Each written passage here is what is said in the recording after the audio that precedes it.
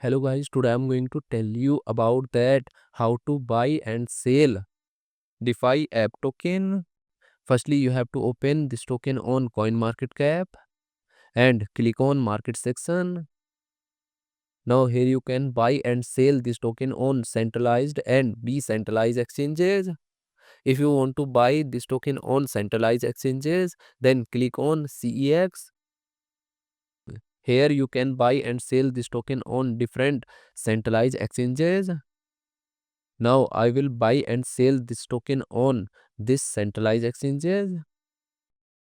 Here firstly you need to log in or register your account. Then you can start buying and selling this token. So if you want to buy and sell this token on decentralized exchanges, then click on DEX. Here you can buy and sell this token on different decentralized exchanges.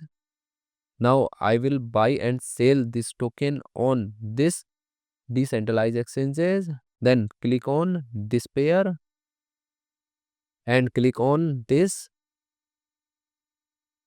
Now here firstly you need to connect your wallet from this exchange.